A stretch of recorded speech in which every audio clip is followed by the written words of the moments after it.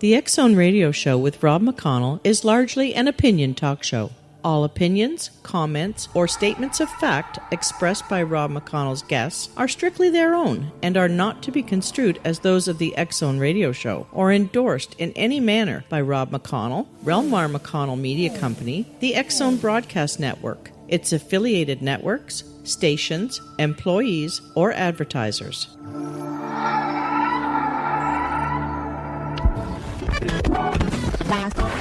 All Hit Radio.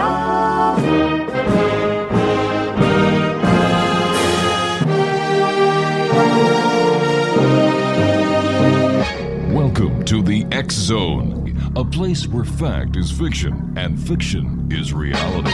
Now, here's your host, Rob McConnell.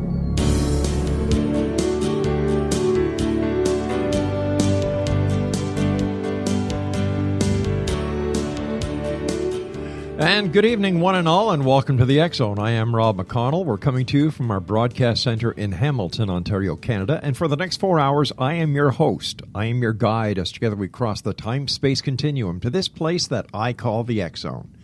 It's a place where people dare to believe and dare to be heard. It's a place where fact is fiction and fiction is reality.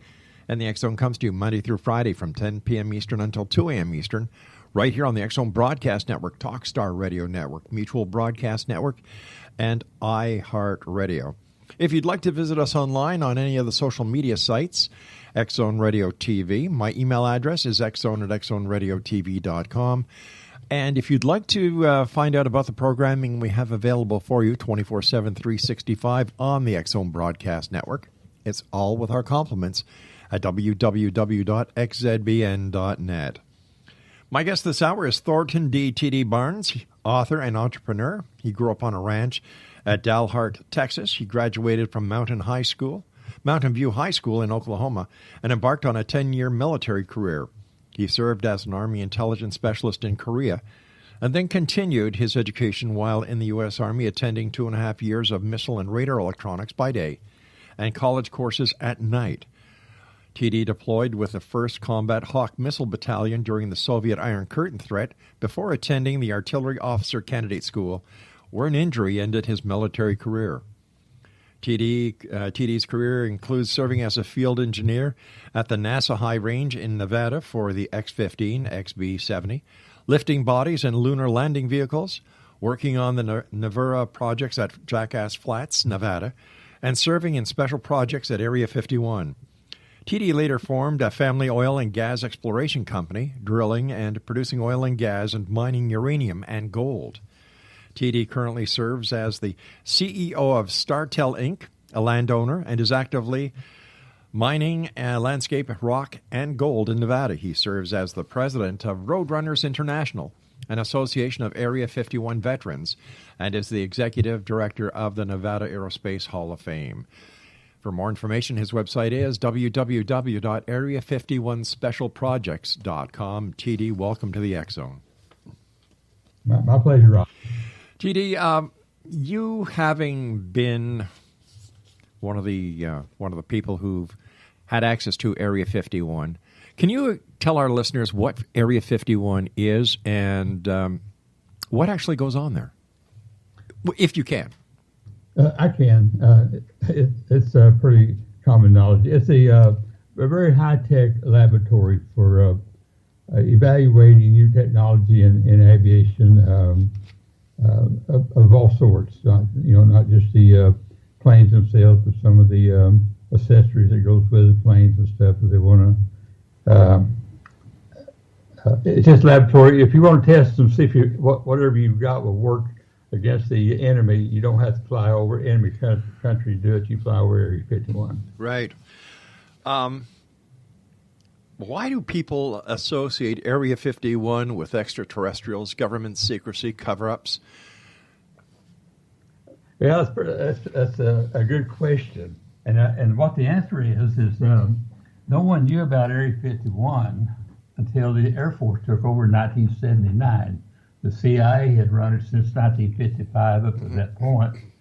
And when the Air Force took over, that's when word got out that there was an Area 51 and people wondered what in the world has the CIA been doing for the last 20 years that we didn't know about, and somehow it got imagination run a bit wild because they didn't know. No one had a clue, and the ET thing took hold, and everybody loved to associate that with the Area 51. Well, can I ask you this? And if you can't answer, I fully understand and respect any opinions that you cannot divulge due to secrecy. But during your tenure at Area 51, did you ever see a UFO or an extraterrestrial body? No, nothing like that. We had strange looking things out there that people would that didn't know would identify as a UFO, but we called them technology demonstrators, or they were prototypes of stuff that we were going to build in the future. And we flew some really, really weird things. A lot of that's been declassified. People have seen it. The polecat, the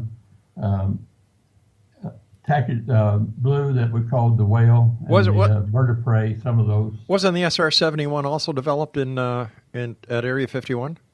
Not the SR-71. That's a lot of people think that because everybody knows about the SR-71. Yeah. What they don't realize is that was the fourth member of a blackbird family. Wow. The latest one. The CIA built the first one, which was the A-12, and it flew. They claim the SR-71 claims that it flew faster and higher than any other plane built, but that's not true. The A-12 flew almost 5,000 feet higher than the SR-71 and much faster.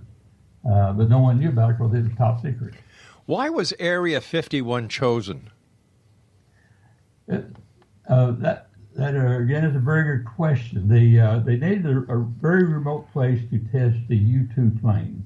When we developed the CIA developed the U-2 plane, that was a more highly classified program than even was the atomic bomb Manhattan Project. And they picked Nevada because at the time, during the World War II, they moved the West Coast line of defense from California to Nevada. And so the Navy was here, the Coast Guard was in Nevada, the Army, the Air Force, everyone had moved it to Nevada. Plus, we just had 237,000 people in the entire state.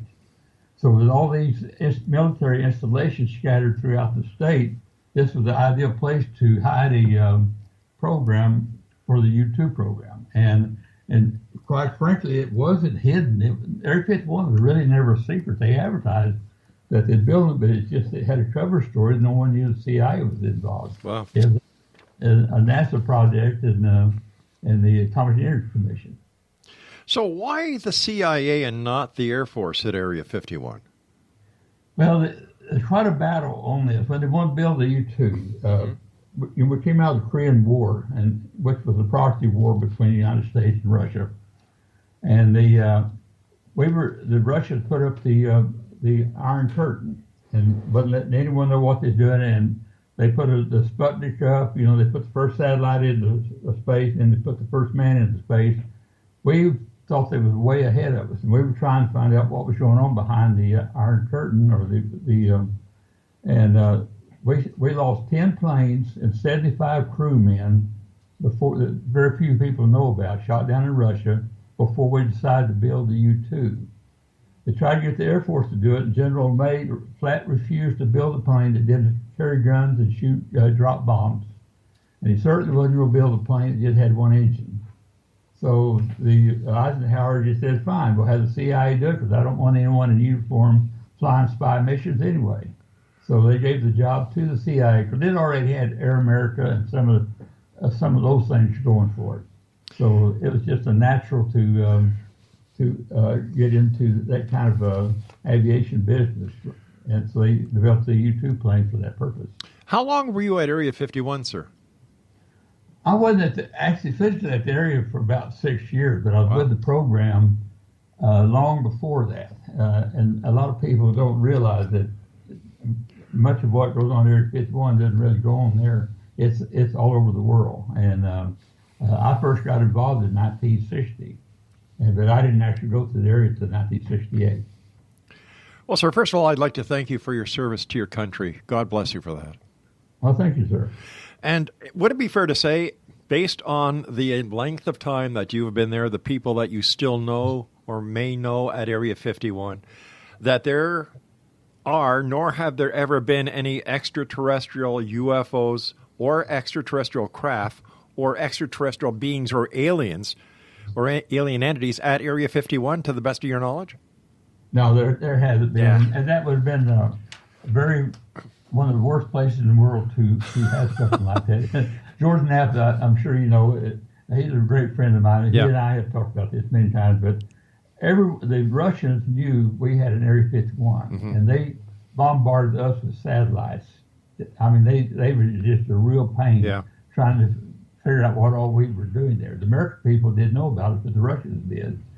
And plus, Area 51 was a transit facility. We had the permanent people like myself that worked out there, and then you had what we called the customer, which could be the Navy, the Air Force, or some university, different ones that was developing things. Right. So people were coming in and out all the time.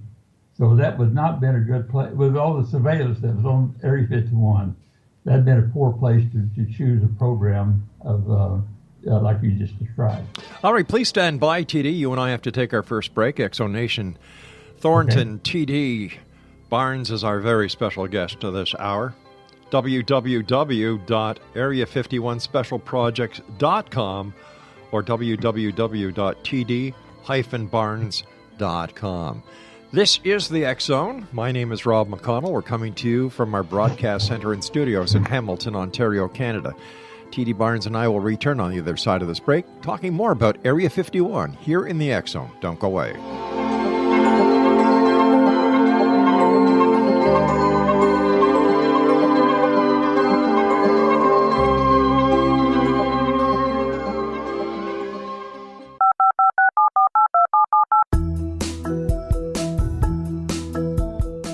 Did you know that when you're on the road with limited data or Wi-Fi, you can still listen to the X-Zone radio show with Rob McConnell, The Science of Magic with Gwilda Wiyaka, X-1, Dimension X, Space Patrol, and every minute of the X-Zone broadcast network by calling 213-401-0080, courtesy of Audio Now.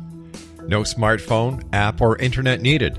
It saves your data plan, and it's free if you have unlimited minutes. Call 213-401-0080 to listen on any phone, anytime, anywhere. Remember, 213-401-0080 for the best of the paranormal, parapsychology, and sci-fi radio programming anywhere, 24/7, 365. Gwilda Wiyaka's latest book, The Science of Magic, Book of Mysteries, Volume 1, is the first book in a series based on her writings that open every episode of the Science of Magic radio show. Drawing on the subject matter of each guest, and armed with over 40 years' experience in shamanism, 35 years in alternative health, and degrees in psychology and religious studies, Gwilda introduces relevant and leading-edge information that supports spiritual evolution and personal empowerment. Rich with wisdom and inspirational quotes packaged in digestible segments, this is a book that will pull you from cover to cover. It will also serve as a daily inspirational reading for years to come. The Science of Magic Book of Mysteries, Volume 1 is available at our website, tsompublications.com, amazon.com, and wherever fine books are sold. Back in Victorian England, a famous theologian posed a perplexing riddle. Why are the two top personalities in the Bible tagged with the numbers 7 and 11? Academics agree the answer is found in the stunning discovery of a hitherto secret Bible structure explained in a new book called The Genesis Grid. The discovery is so simple that preschool children could illustrate it.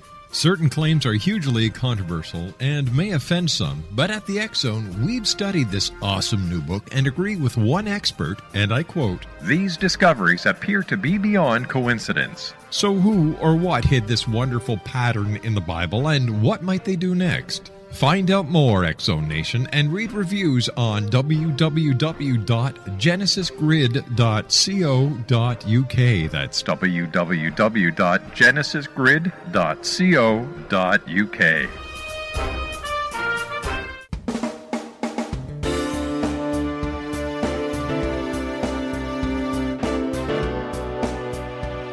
Welcome back, everyone. T.D. Barnes is my special guest this hour. www.td-barnes.com and www.area51specialprojects.com. T.D., thank you very much for joining us tonight. And once again, thank you for your service.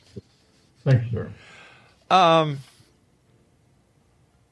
What did the CIA actually develop in Area 51? Well, the first thing they developed was the U-2 plane, and the Area 51 was never supposed to be a permanent facility. The CIA just picked it for the U-2, and once they got through training their flight crew for the U-2, they moved out. And just by coincidence that Lockheed built the U-2, they also got the contract to build the A-12 Blackbird.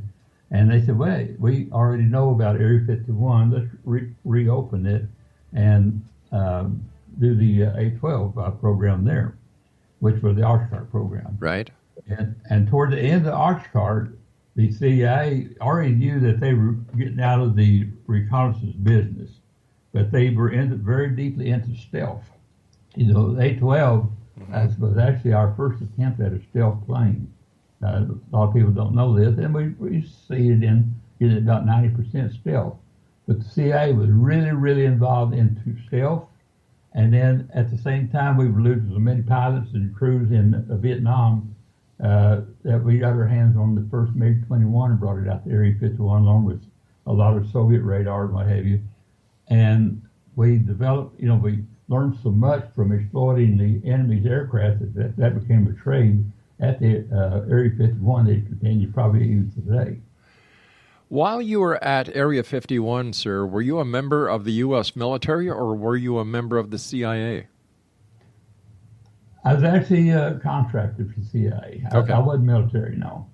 But they most of my work with the CIA was as a contractor. And even while I was on the NASA high range, the NASA site at Beatty, Nevada, where I was at, was a member of what we call the Seven Sisters.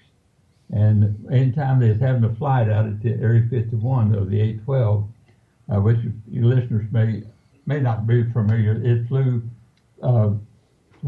Mach 3 and about 90,000 feet. It's faster than a bullet. Anytime they're going to have a flight, they would notify my radar site and the other six sisters were the Air Defense Command radar sites. And then notify the different sites and say, we're going to have something flying today. Track it, but don't record it, don't mention it, don't say a word. And along the same note, you had the FAA had people stationed there that they would get a hold of all the flight centers, Los Angeles and different places, and say there's going to be something flying today, real high and fast. Do not report it. And then they had the Air Defense Command do the same thing with all your military radar stations that was in the region. They said there's going to be something flying today. Don't mention it. Don't record it. Don't say a word. Wow. Now, you said you were a contractor for the CIA. What is a contractor compared to, is that somebody who is hired from the outside to work with the CIA on certain projects? Yeah, a lot of people don't know that about 60% of the CIA is actually military people under contract. They're not, say for example, our pilots, they were all Air Force fighter pilots. Right. And what we call it, we call it sheep dipping. You resign from the military and you sign a contract with the CIA. And then, so you're actually working for the CIA and like with our pilots, when the project was over with, they tore up their resignations as though they had never happened, promoted them, and they finished their military career as though they never left the military. Wow. But like I said, we call it sheep dipping, but about 60% of the CIA is military. You know, it upsets me when I hear all the different stories about people who go to Area 51 and they blatantly break the law trying to find out what is going on in this restricted area. And I've always said to my listeners throughout the years hey, if it says hands off, it means hands off. Stay away means stay away. No trespassing means no trespassing, because what goes on there is in the defense of our country. And I don't understand why people need to try and push the envelope and have everything exposed. And if it's exposed to the public, then the enemies of the United States who can use this information against us. How do you feel about that, sir?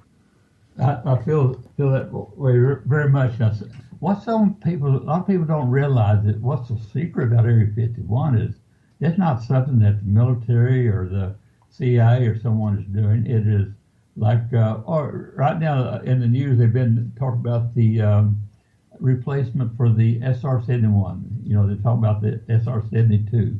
Well, you got Boeing and Lockheed both in competition with each other to develop a plane to sell to the government that will do this job. So and what they do, they test them like Boeing tests theirs up in Washington. Lockheed will do theirs probably in California. Mm-hmm. But they bring them out to Area 51 to show the government what have you got. You know, we say, all right, what have you got? Show right. us. Well, it worked. So they don't want.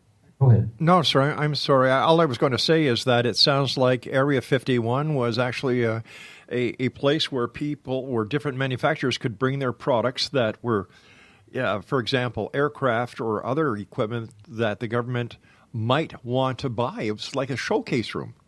It is, and you would not want Boeing being able to spy on Lockheed and vice versa. So the secrecy is to protect the customer. These guys are customers, and that's the CIA actually turned it into a business. As they supplied the people that's got the know-how and the equipment, and these different companies could come in that's wanting to sell something to the Navy or the Air Force or whatever, and that's where they could demonstrate that it would meet the specs that the buyer wanted. I do not believe that 75% of the American public and other people around the world realize the importance that the CIA plays. When you think of CIA, you think about espionage, counter-espionage.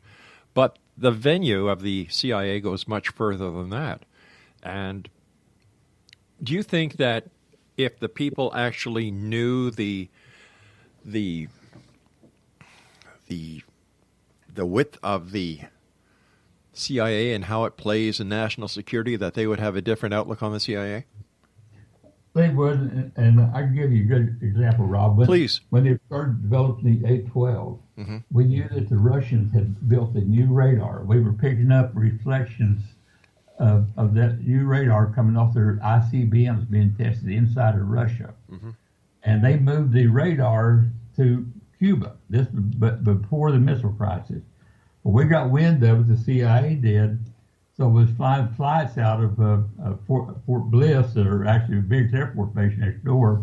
A ghost plane would fly at Russia to determine whether or not this radar was going to be able to detect and track the A-12 spy plane that we were building at Area 51 and be able to shoot it down. So we would take a run at Cuba with this, we called it a ghost plane. It was C-97, antennas all over and everything, and make them turn on their radar on their defenses, make them think that, we were the enemy. Right. So we could see what they had. And what we determined from that is, yes, they will be able to shoot down anything we build. And we never flew another mission over Russia after Gary Powers got shot down. Absolutely none. Yeah, I remember that incident with Gary Powers being shot down and the history behind it.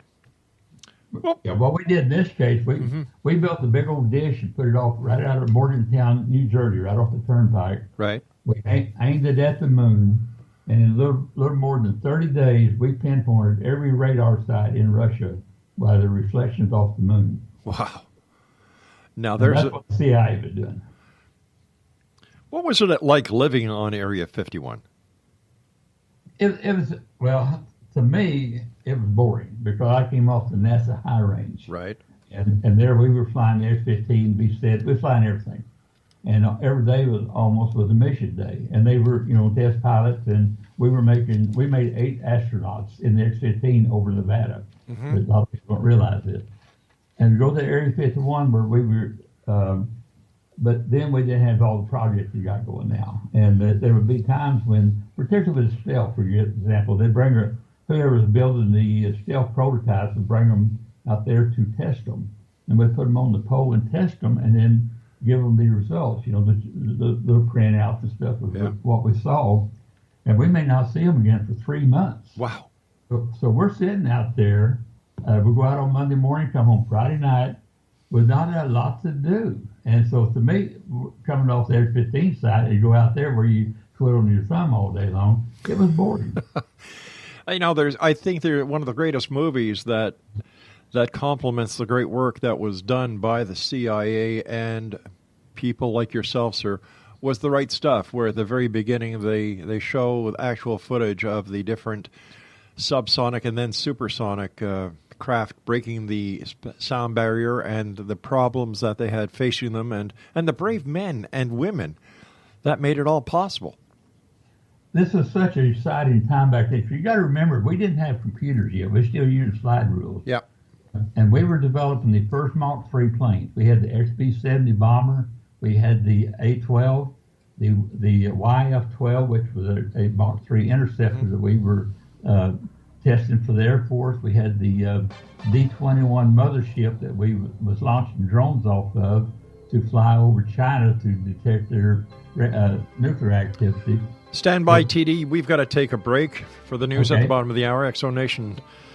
Our guest tonight is TD Barnes. His website is td-barnes.com and area51specialprojects.com. TD and I will be back on the other side of this break discussing Area 51 and much more. This edition of the X-Zone. Don't go away.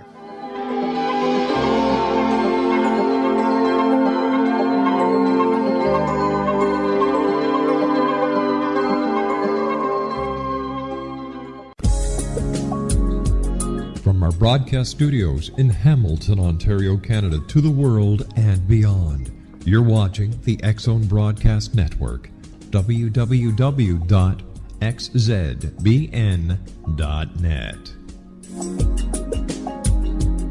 AVS Media Demo.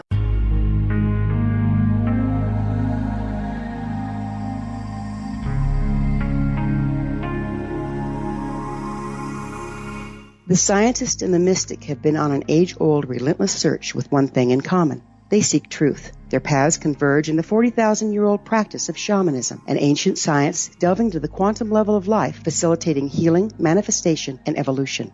I'm Gwilda Wiyaka, the founder and director of Path Home Shamanic Arts School, a unique Colorado State-certified occupational school, training shamanic practitioners and teachers. We also provide classes for empowering personal lives through shamanism. Our certification classes are in week-long segments enabling international participation, and online classes and long-distance shamanic healing sessions are available. Come discover the science of magic in the limitless world of shamanism. www.findyourpathhome.com.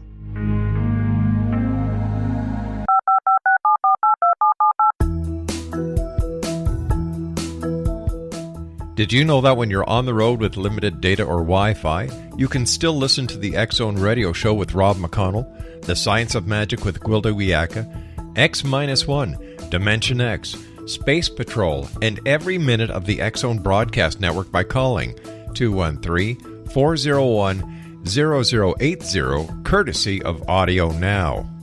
No smartphone, app, or internet needed. It saves your data plan, and it's free if you have unlimited minutes. Call 213-401-0080 to listen on any phone, anytime, anywhere. Remember 213-401-0080 for the best of the paranormal, parapsychology, and sci-fi radio programming anywhere, 24/7, 365.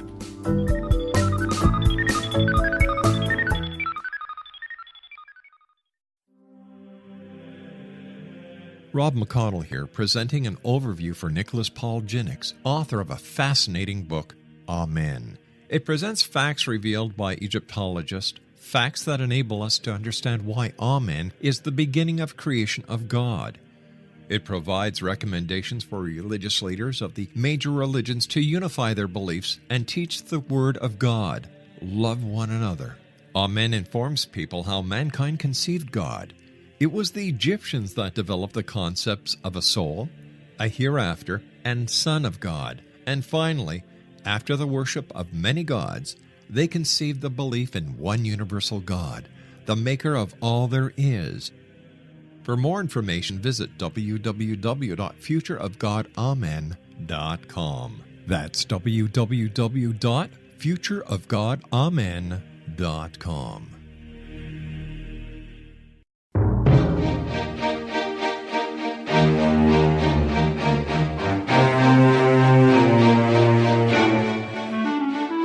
T.D. Barnes is our special guest this hour, X-Zone Nation, www.area51specialprojects.com.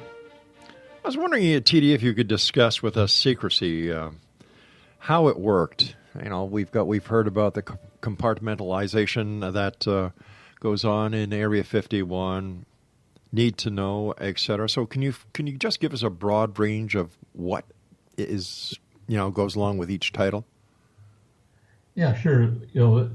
I use my team, for example. There was 23 of us in special projects, and each of us was a specialist in our own field. And we worked together. We very close-knit group. We when they recruited us, we all either had a boat on Lake Mead or a cabin on Mount Charleston outside of Las Vegas. And this gave us something to talk about all week long while we were staying out at the area. And but we would, as we grew out there, we had different customers. We were doing different things. I was in radar, and that sort of thing was my background. But some of the others had other fields that they were in, and so they may be dealing with a different customer than I would. So I wouldn't walk into their room. I knew basically what they're doing. They knew exactly, or basically what I did. But you didn't ask. You just say, who are you doing this for? Or how's it work, or any of that sort of thing. It was compartmentalized, and this was good and it was bad. We was able to keep it secret. But when we get together, even today, 50, 60 years later, there's still areas that we don't talk about because we still don't know whether it's been declassified or not. But when the CIA started declassifying the Area 51, what they did out there, they realized that they didn't know what we did. And the chief historian called me about 15 years ago and said, we need to help reestablishing the history of what was accomplished at Area 51. And we started working, bringing in the engineers and different ones, but even the pilots, when we was flying over Vietnam and North Korea, the pilot come in from a flight, and we'd have two on station at a time. We'd rotate them back and forth from Area 51, and he would say, "How'd your flight go today? Or what did you see?" Or you just did not ask, and you didn't expect to ask anyone, and you expected them to ask you. That's just the way it was. How did your families cope with the secrecy, and I'm sure the long times away from home that you and the other members who worked at Area 51 had to, you had to just, you left the base, bang, it was private. The families were, first of all, they were pretty well used to us working on classified projects before we went to Area 51 while I was in the military. Right. But the agency, when it screened its people to go to Area 51, it looked at the families almost as much as it did the individual. Your wife, if she drank too much, or they're afraid of the Russians being able to blackmail us, right, our families. So they screened the families so closely that that was never an issue. The families didn't want to know where we worked. My wife found out where I worked and what I did in 2009. They flew us back to Langley when we dedicated the plane on campus. And that's when the director authorized us to tell our wives where we were. She had no idea where I went to on Monday morning when I got on the plane and left. I'd have a windbreaker on my arm, briefcase, and it'd be 104 degrees here in Las Vegas. It's cooler there at 51. But she thought I was out of the country. What did she say, or what was her reaction when she found out? What you... Yeah, that's good. But she found out I was on 85 miles away from home all that time. Oh, my gosh. She was almost mad at us. You were that close to home, and you couldn't come home at night. But back then, we didn't have the Janet Airlines or any of that kind of stuff. We always laughed and said we flew up there with bombs and chickens, whatever happened to be going to Area 51. That's what we flew up in, but it wasn't quite true. Our group, the special projects, we did not fly with the Air Force. Lockheed people did. It's compartmentalized. We didn't associate outside of our group, but there was 5 of us that was kind of special, and we flew in a Queen Air. We had a little building out on the rear end of the runway at McCarran International. Had a little building there right off the highway, and we'd go in through a little side gate, open up the gates, and push the plane out of the building, and hop aboard it and take off. And then the rest of our guys flew out of Nellis. But even the guys working out there, we didn't, in the mess hall or any place, we didn't associate outside of our group. The Lockheed guys, even the pilots, none of them didn't even come in my building because we were working on other projects that they didn't have a need to know. But you asked about the families. The families knew it was very sensitive. They knew it was very security conscious. At the time, they claimed there's 5 Russian spies for every one of us. Wow. And they were very protective of our families. My wife got an obscene phone call one morning. We could call home anytime we wanted to, but they couldn't call us. They didn't know where we were. They had an emergency number at Nellis Air Force Base that they could call in an emergency. But we called home 2 or 3 times a day, but they had no idea where we was at. And anyway, my wife got a obscene phone call, and they called them by name, and I notified security, and within minutes they had people guarding my family, and they guarded for about 3 weeks until it was finally decided just a random call. But they were very, very serious about someone trying to get to us through our families. People who purport and promote the fact that that Area 51 is a base where extraterrestrial wreckage and extraterrestrial alien entities are, UFOs are always point to the fact that the unmarked aircraft that leaves Nevada with people on board that flies to Area 51 is part of the proof that something nefarious is actually happening at Area 51. What is the significance of the unmarked aircraft that goes to Area 51? Yeah, the Jackass Flats. That's a good question. As far as the not having the markings on, I guess that's just part of the trying to keep it secret. Right. That's your question. I don't know why okay. Well, I don't know what they would put on them. Because they're not Air Force. Mm-hmm. They're contractor planes. So, but they're not a regular airline. That's a good question. Oh, okay. They're just unmarked planes. I don't know whether it got any significance or not. That I don't. Because it's pretty common knowledge that they do fly out there, sure. and people have known that for quite some time. And I don't know if there's any significance to the fact that they're unmarked. What was don't know what they put on them. Yeah, I guess not. That would be contrary to the fact that there's such high security. If they were actually to advertise, this plane goes to Area 51, employees only, this way. Was there ever an awe-inspiring moment that you had while working at Area 51? Something that just blew you away? Not really. No. The MiG planes. I love the MiG program because when in Korea we were trying our best to capture a Russian flying a Soviet MiG during the Korean War. We wanted to catch them red-handed, and so particularly the little MiG-17 and MiG-15s. Mm-hmm. When we got those out of the area, I just loved those little planes. But I don't think there's anything new there. I kind of expected what we found with them, and but what the good that came out of that, we just totally turned around the kill ratio in Vietnam with the MiG planes. That's the reason that the Navy came up with the Top Gun weapons school and the Air Force the red flag exercises. is we had a 9-to-1 kill ratio against us in Vietnam. We lost 15 planes in one day, didn't shoot down a single one. Wow.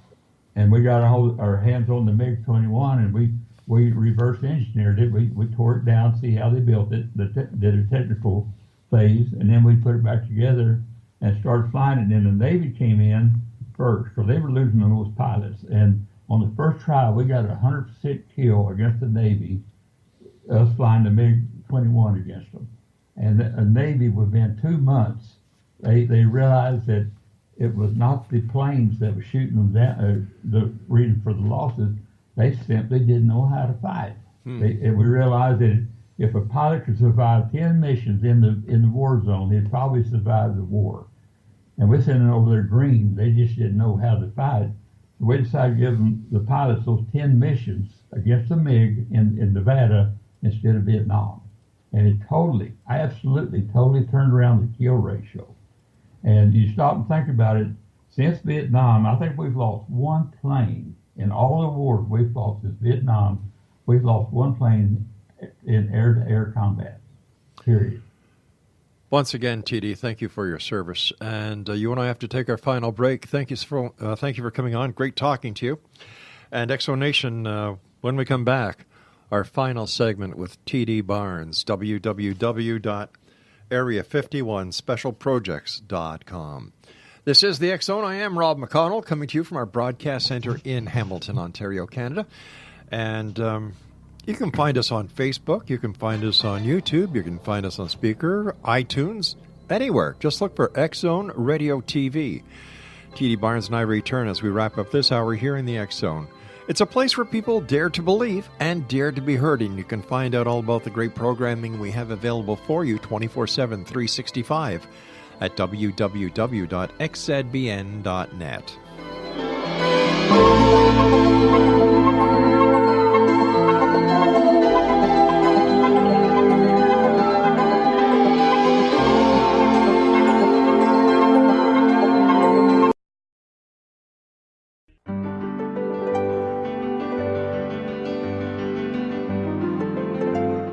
Named one of the world's greatest psychics, Elizabeth Joyce is now giving readings worldwide via Skype. Elizabeth Joyce is recognized for her clairvoyant ability to help find missing persons, her analysis of dreams, past life regression work, mediumship, and her accurate predictions. Elizabeth has been a frequent guest on the X Zone radio show with yours truly, Rob McConnell, now for several years. For an appointment with Elizabeth Joyce, call 201-934-8986 or Skype at elizabeth.joyce. And for more information, you can always visit Elizabeth Joyce online at www.new-visions.com.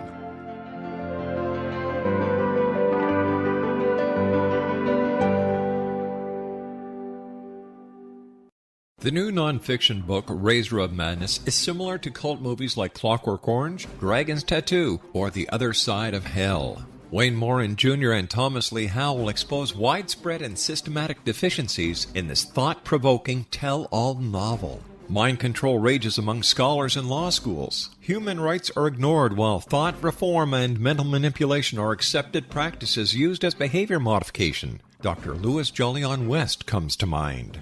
Media and public scrutiny shows that United States mental hospitals are in fact destructive murder industries. Razor of Madness expose novel details this epidemic through an in-depth professional and personal investigation. For decades, there has been a revolving door policy that still releases killers and pedophiles back into society. The maestro of mind control continues to haunt America to this very day. Razor of Madness is available in paperback or as a downloadable ebook at Amazon.com. I'm William S. Peckham. If you enjoy a good mystery with a touch of the paranormal, then you'll love my novel, From Out of the Woodwork. It's the story of a young Toronto contractor, Sean Kennedy, who buys derelict homes, guts them, and turns them into multi-family dwellings. Slums just waiting to happen. When Sean buys 29 Livery Lane, the house fights back. Former owners unexpectedly come out of the woodwork as he starts the destruction. The apparitions come to him when he touches old books, reads hidden letters, rummages through old boxes. finds a locket or reads a discovered manuscript of a murder mystery. From Out of the Woodwork will take you from 1899 to the horror of the World Trade Center, September 11, 2001. Check out From Out of the Woodwork on my website, www.williamspeckham.com.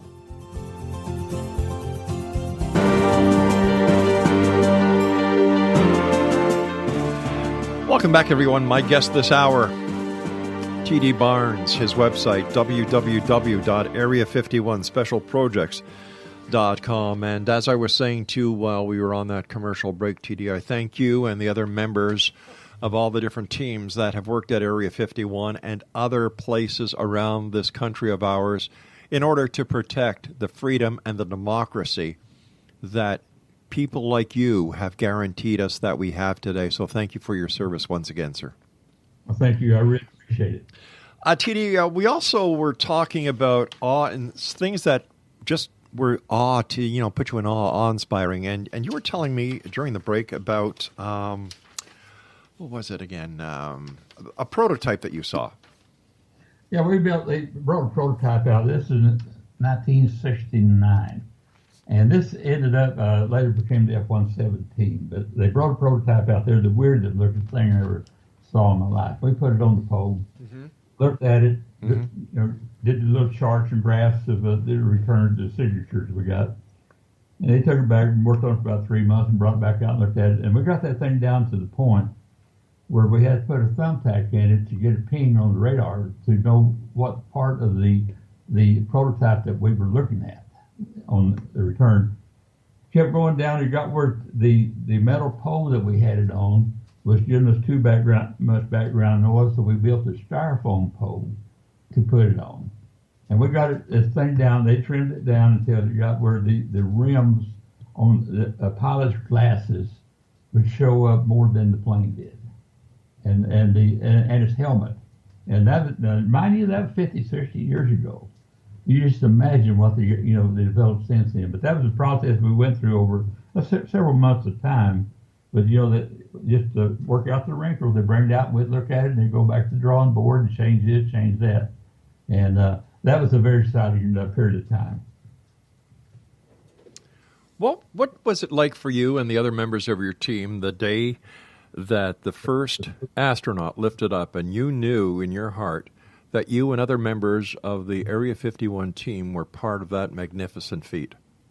Oh my God, we're so proud of that because I'm so fortunate to get to work with so many of the test pilots that later on became part of the space shuttle. And we worked with Neil Armstrong out there. He was on the X-15 program.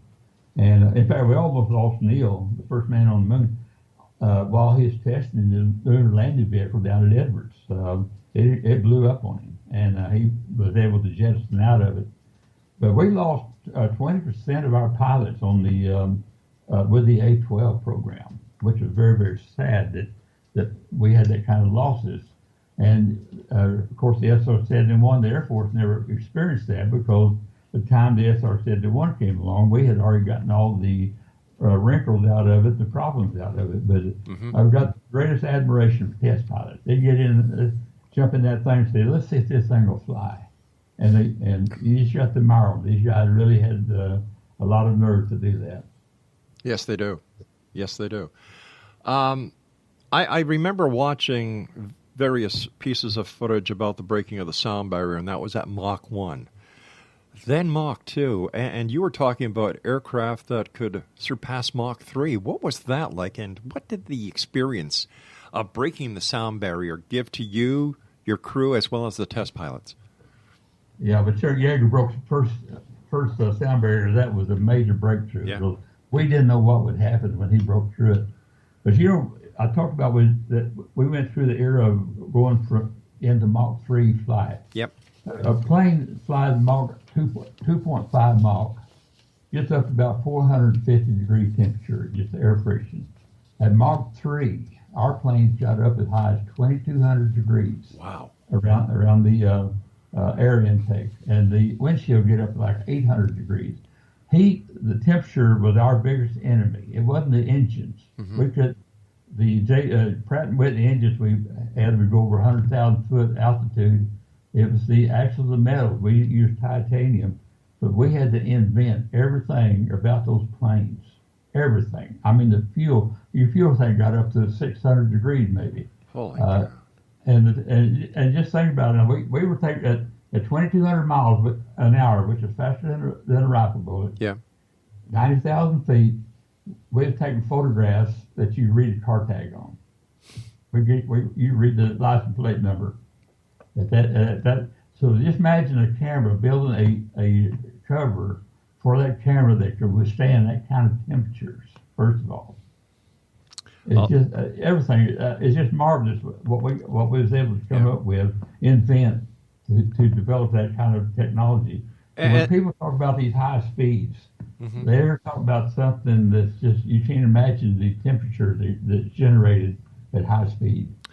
And then people wonder why all the secrecy at Area 51. Come on, people, listen to what this man is saying.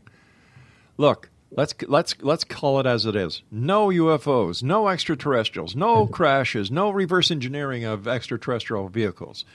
This is national security we're talking about. Rob, with the A-12 flying at 2,200 miles an hour, to make a U-turn took a minimum of 85 miles. Wow. A normal U-turn was 125 miles. It took that much space for him to make a U-turn. Unreal. Listen, before we go, I'd like to talk to you a little bit about the Nevada Aerospace Hall of Fame. Tell us about it. You're the executive director? Yeah, we formed so many of our pilots that no one would ever know about. The guy that flew these technology demonstrators out at the Area 51 in particular, and for the Navy at Fallon, the different ones. We wanted to give them recognition. Wow. For example, our 6 A-12 pilots that actually flew operational over Vietnam and North Korea. No one ever knew about it because they were top secret. Well, these guys earned the CIA's highest award, the Intelligence Star for Valor. Yet they could never tell their story. No one ever knew about them. Well, I knew them. You know, they're my friends. In fact, I'm having lunch tomorrow with Frank Murray, one of the pilots. We wanted to recognize those people. And the people on the NASA high range, we made 8 astronauts here in Nevada that never got recognition. So I wanted to be able to recognize these people. So I was one of the founders of the Nevada Aerospace Hall of Fame. And we took hold, and we've honored Kelly, a large number of people, not just the people at Area 51, but we designed it for the people that work like places at Area 51. We might never be able to tell the public what they flew, but we could say they flew something that earns them a right to be in the Hall of Fame. Is the Hall of Fame open to the public? Yes, it is. Yeah, we have every year we have a big banquet, and we have some of the people are still alive that we have there, and some are deceased, and we invite their family. It's quite an event that we have. And how about the the Association of Area 51 Veterans? That's the Roadrunners International, and sadly, we had our last reunion last October. There's just not enough of us left that can travel. The guys. I'm one of the younger ones. Some of them are in their late 80s and early 90s, and they're at the point they can't travel.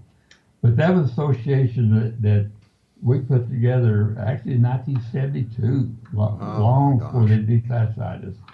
And we would meet. This was the CIA people, the Air Force people was involved, the people were Area 51, boots on the ground, included your contractors, like Kodak, Hython, the camera people, the Lockheed people, everybody worked on the program. It was an association of all these people, the veterans that worked at Area 51. And I got to mention to you that the widows of the people we lost, like Jack Weeks' widows that we lost at the end of Operation Black Shield, and Walt Ray, their widows, their kids still come to our every reunion. We grew a family that has never parted. As 50 years, and their kids, our kids associate with each other.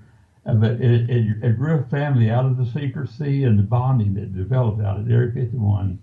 that we still stay in touch with the kids and the families, and even our last reunion, over 50% of the people, the guy that was in the program was no longer with us, but the family still came. Fascinating story. We've got about a minute left, TD. What are your final thoughts for the Exo Nation around the world? What would you like to say to them right now? Oh, I tell you, we got scary situations. This North Korea thing is just scaring to death. Yeah. How do you deal with it? We don't know. And a lot of us are of the opinion that World War II and the Korean War and the Vietnam War could have been avoided. Agency people really believe that, and it was the politics involved that got us into the wars. And we wonder now. We were talking about this at Langley. I was back at Langley about a month ago, and me and some of the historians and different ones were sitting around just talking about the North Korean thing. We don't have an answer. We don't. History will tell us whether we're right or wrong. That's right. But what do you do? We look back to the Korean War and the Vietnam War and say, yeah, they could have been avoided, but at the time, did we know that? You don't know the answer to that. Right. TD, thank you so much once again for coming on the show. I'd love to have you back on in the future so we can talk more about these times, the Korean situation, and much more. But until that time, once again, thank you so much for coming on the show, and thank you and all those members of the Roadrunners as well as the members of the Nevada Aerospace Hall of Fame for their service to this country and to the great work that they've done. Thank you very much. Have a good night, sir. Exo Nation, TD Barnes has been my guest. www.area51specialprojects.com and www.td-barnes.com. He's available on LinkedIn, Facebook, and Twitter. I'll be back on the other side of this commercial break with the news as we continue here in the X Zone from our broadcast center in Hamilton, Ontario, Canada. Don't go away.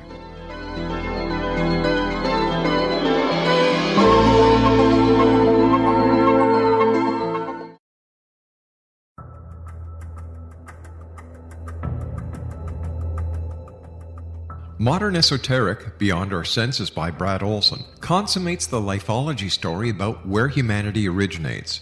It is the lost continents, the primitive wisdom, the mythos of creation, and the rethinking of ancient history as we are taught in academia. There is much more to the story than what we have been told. As this is the first book in the Esoteric series, Modern Esoteric starts at the beginning of time and accelerates up to this modern age. Future Esoteric is book 2 in the series and takes a forward-looking position ahead of today with an open and honest examination of the ET issue and various unexplained phenomena. To discover the writings of author Brad Olson, visit www.bradolson.com.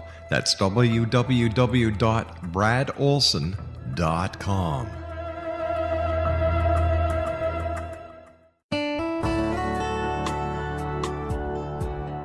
Are you or is someone you know struggling with addictions, depression, anxiety, relationships, low self-esteem, lack of confidence, grief, success, and prosperity? Do you know that your subconscious belief plays a big role in the outcome of your hard work? We can help you permanently change the beliefs that may be the reason for your struggles and failures. We care about getting you the return on your investment and the results you are looking for. We can help you be free of the limitations of your past and in realizing your highest potential. We work with people by phone and Skype. For more information, visit us at www.ritasoman.com. That's www.ritasoman.com.